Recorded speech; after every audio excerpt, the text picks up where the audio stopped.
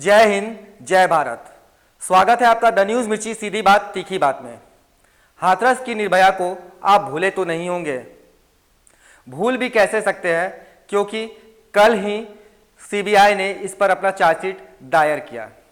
Chargesheet में CBI ने क्या कुछ लिखा और क्या कुछ बताया, हम इस पर बाद में चर्चा करेंगे।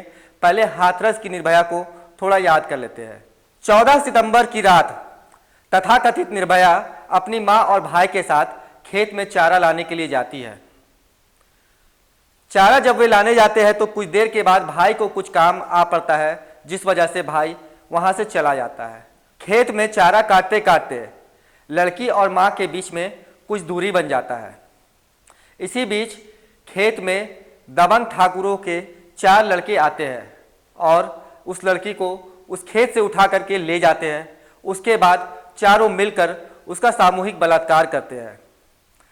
कुछ देर के बाद जब लड़की की मां को लड़की दिखाई नहीं पड़ती है तो वह उसे ढूंढती है। लड़की की मां लड़की को ढूंढते ढूंढते उस जगह पर पहुंच जाती है जहां पे लड़की अधमरी स्थिति में पड़ी होती है। वह देखती है कि लड़की की स्थिति बहुत ही खराब है। इसी आपाधापी में लड़की को लड़की की मां और उसके भाई, उसके पिता अस्पताल ले जाते हैं। पुलिस को भी इस बात की जानकारी दी जाती है। पुलिस आती है। लड़की की स्थिति इतनी बुरी होती है, इतनी खराब होती है कि पुलिस लड़की का बयान नहीं ले पाती है। लगातार 9 दिनों तक लड़की अस्पताल में भर्ती होती है, उसे होश नहीं आता है। 9 दिनों के बाद लड़की को होश आता है। पुलिस आती है, लड़की का बयान लेती है। लड़की उस समय बताती है कि उसके साथ गांव के ही 4 ठाकुर लड़कों ने मिलकर के सामूहिक बलात्कार किया और उसे मारा है। इसके बाद लड़की की स्थिति ज़्यादा खराब होते देखकर उसे दिल्ली के सफदरजंग हॉस्पिटल में इलाज के लिए भर्ती कराया जाता है। वहाँ पे अस्पताल में 1 दिन रहने के बाद लड़की की मृत्यु हो जाती है। हालात इस मामले में तब जाकर के गंभीर होती है जब यूपी पुलिस लड़की के परिवार वालों को बिना बताए हुए गांव में ही खेतों में उसका अंतिम संस्कार कर देते हैं। लड़की के घर वाले लगातार इस बात की पुलिस प्रशासन से जानकारी मांगती है कि क्या हुआ, ऐसा क्यों किया गया, लेकिन पुलिस प्रशासन इस मामले में उन्हें कोई जानकारी नहीं देते हैं और लगातार इस मामले में मीडिया भी हंगामा कर रही थी, लड़की को इंसाफ दिलाने की बात कर रही थी। अंतिम संस्कार वाले स्थल पर जब पुलिस प्रशासन से मीडिया ने यह सवाल किया कि लड़की के परिवार वालों को बिना बताए हुए ऐसी स्थिति में अंतिम संस्कार क्यों किया गया, इस पर पुलिस वाले किस तरह से मीडिया वालों को टाल रहे थे, उन्हें जवाब नहीं दे रहे थे। आप इस वीडियो में ये देखकर समझ सकते हैं। नहीं अभी मैं बाहर से हूँ। नहीं, अभी आपने मुझे बोला कि नहीं बॉडी नहीं है। क्या है सर, बॉडी है कि नहीं है? मेरी ड्यूटी यहाँ पर है आप लोगों को इस बताने के लिए कि आप लोग आगे ना बढ़े। बस यहाँ पर आगे नहीं बढ़ रही हूँ, आप मुझे बता दीजिए क्या आप इस बारे में डीएम साहब से पूछना आई है। डीएम साहब से आपकी बात हुई है? डीएम साहब से बात हुई है आपकी? डीएम साहब से बात हुई है आपकी? डीएम साहब से बात हुई है आपकी? डीएम साहब से बात हुई है आपकी? सर ये क्या चल रहा है? डीएम साहब से बात हुई है आपकी? कितनी डीएम साहब से बात हुई है आपकी? जब मीडिया में यह मामला तूल पकड़ने लगा, मामला बिगड़ने लगा, तो पुलिस प्रशासन ने इस मामले को दबाने के लिए मामूली छेड़खानी का मामला बताकर केस को दर्ज कर लिया। उसने यह साफ कहा कि छेड़खानी हुई है, कोई बलात्कार नहीं हुआ है। पुलिस प्रशासन लगातार इस मामले को दबाने की कोशिश में लगी हुई थी।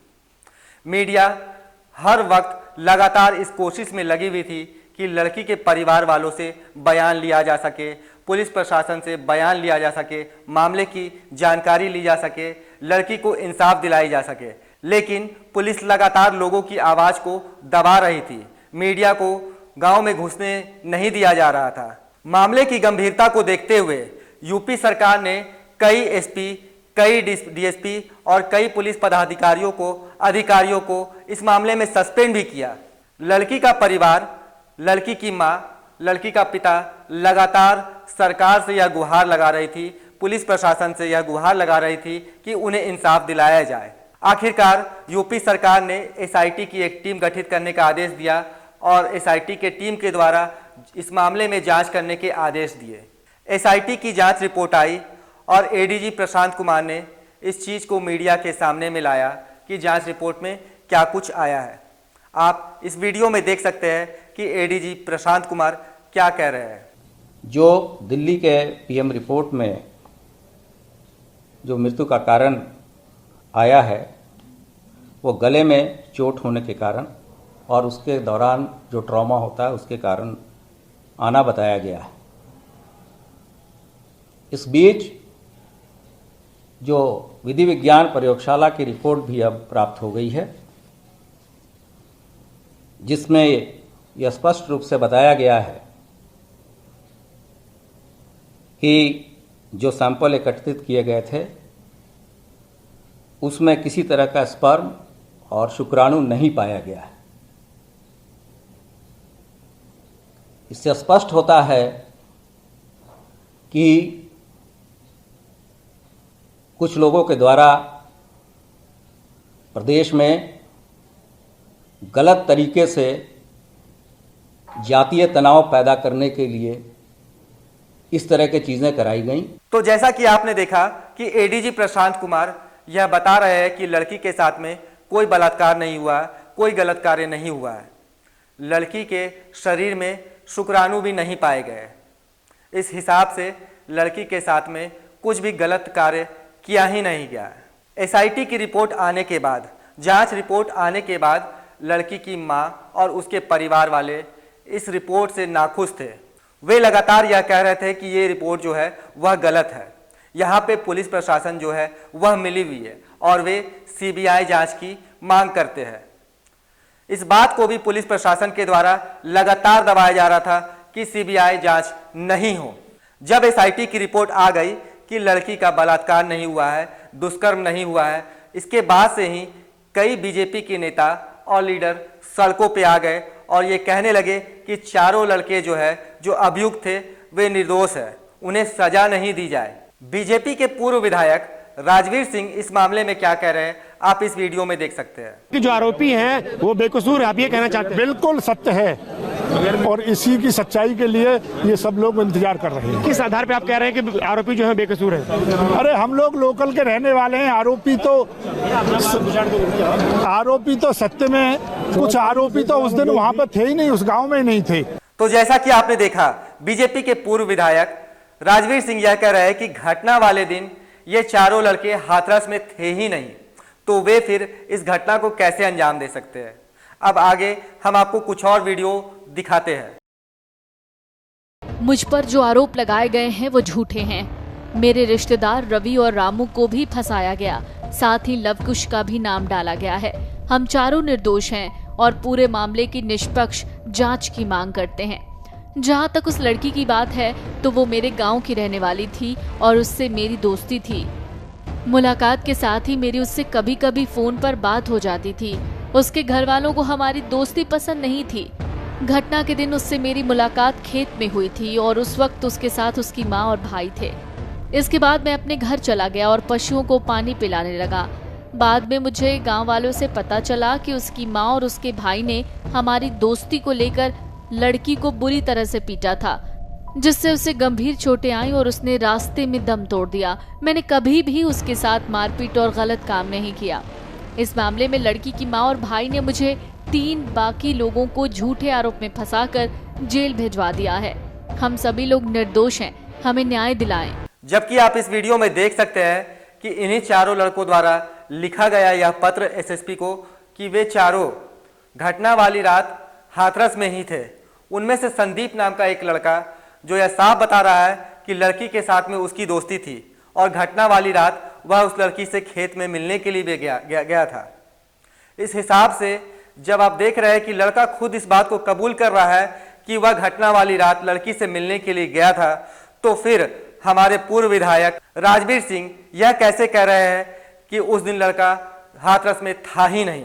सुरेंद्र सिंह जो कि बीजेपी पार्टी से है, यूपी बलिया से विधायक भी है, वे इस मामले में लड़कियों के ऊपर में ही और लड़की के परिवार के ऊपर में ही आरोप लगाते नजर आ रहे हैं।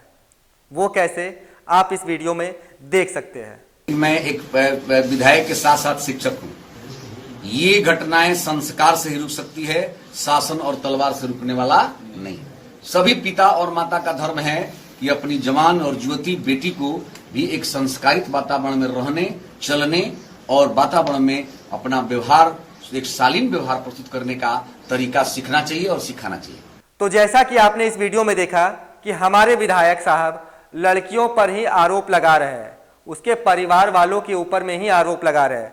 वे यह कह रहे हैं कि आजकल की जो लड़कियां हैं उनके परिवार वालों को लड़कियों को रहने सहने का तरीका सिखाना चाहिए ताकि इस तरह की घटनाएं ना घट सके। मैं आपसे ये पूछना चाहूँगा विधायक साहब कि क्या लड़कियों को अपने तरीके से जिंदगी जीने की आज़ादी नहीं है? क्या वे अपने तरीके से रहन सहन नहीं कर सकते हैं? आप लड़कियों के चरित्र के ऊपर में उंगली उठा रहे हैं, यह कैसी बात हुई? मामला इतना बढ़ गया था कि कई संगठनों द्वारा लगातार उन चारों आरोपियों को ही न्याय दिलाने की बात की जा रही थी। कई संगठनों के द्वारा लगातार धरना प्रदर्शन किए जा रहे थे, लड़की के परिवार वालों को डराया जा रहा था, धमकाया जा रहा था। पंकज धावरिया जो कि आरएसएस के पूर्व सदस्य रह चुके हैं और अभी राष्ट्रीय स्वर्ण संगठन के लीडर भी है, उन्होंने तो पीड़िता के भाई को सरेआम धमकी भी दे डाली। उन्होंने कहा कि मुलाकात करो, हम तुम्हें कानून पे भरोसा दिलाएंगे कि कैसे कानून पे भरोसा किया जाता है, मिलो तब बताते हैं। आप इस वीडियो को देखकर अंदाजा लगा सकते हैं कि ये लोग कैसी प्रवृत्ति के लोग हैं। इसको सीबीआई पे भरोसा नहीं है, आराम से। इसको एसआईटी पे भरोसा नहीं है, इस पे कानून पे भरोसा नहीं है। क्या एक बार मुलाकात कर, हम तुझे भरोसा दिलाएंगे। जो तू यहाँ राजनीति कर रहा है ना, तुझे भरोसा दिला देगा धवरिया। ठाकुर घर में पैदा होना, एक बार भरोसा दिला बेटा हमारा। तेरे मुलाकात करने तेरे भाई आए बड़े, आजा। तो जैसा कि अभी आपने इन वीडियोस में देखा कि हाथरस की निर्भया के मामले में कई ऐसे भी लोग थे जो कि आरोपियों का ही सपोर्ट कर रहे थे, उनका ही समर्थन कर रहे थे। वे भी मानते थे कि पीड़िता का कोई रेप नहीं हुआ, कोई बलात्कार नहीं हुआ, उसके साथ में दुष्कर्म नहीं हुआ है। और यहाँ तक कि कई बार तो ऐसे भी मामले आए कि लड़की के परिवार वालों के ऊपर ही यह इल्जाम लगा दिया गया कि लड़की के परिवार वालों ने ही उसे पीट पीट कर मार डाला है। आप इस बात से यह अंदाजा लगा सकते हैं कि हमारा देश किस ओर जा रहा है। जैसा कि अभी आपने इन वीडियोस में देखा कि कई बीजेपी के लीडर्स, यहाँ तक कि वे विधायक भी हैं, फिर भी वे आरोपियों का ही समर्थन करते नजर आ रहे हैं। इस मामले को जाति का भी एंगल दिया गया। मैं आप सबसे यह पूछना चाहूँगा कि क्या एक पीड़िता जिसका बलात्कार हुआ है, जिसके साथ में दुष्कर्म हुआ है, यहाँ तक कि इस वजह से उसकी मृत्यु हो जाती है और फिर उनके आरोपियों को ही हमारे देश में सपोर्ट किया जाता है, यह कितना सही है? यह तो एक हाथरस की निर्भया का मामला था।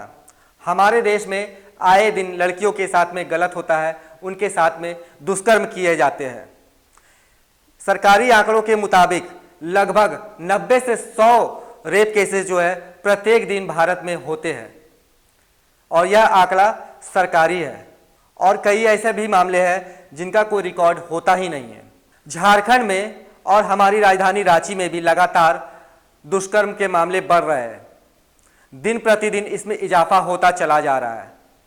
आंकड़ों के मुताबिक अभी रांची में लगभग 187 केस बलात्कार के आ चुके हैं। कई ऐसे मामले होते हैं जिनमें छोटे छोटे बच्चियों को भी नहीं बख्शा जाता है।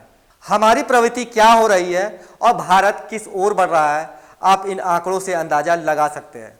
सरकार से, पुलिस से और प्रशासन से द न्यूज़ मिर्ची की यह अपील है कि इस मामले की ओर ध्यान दें, लड़कियों को उचित सुरक्षा मुहैया कराए ताकि लड़कियां आराम से अपनी जिंदगी जी सके, पढ़ाई लिखाई कर सके, काम धंधे अपने जो है वह कर सके और एक सम्मानजनक जिंदगी जो है वह व्यतीत कर सके। धन्यवाद। ऐसे ही सीधी और तीखी न्यूज के लिए YouTube पे जाकर के द न्यूज मिर्ची चैनल को सब्सक्राइब करें और लेटेस्ट अपडेट के लिए बेल आइकॉन को दबाना बिल्कुल ना भूलें।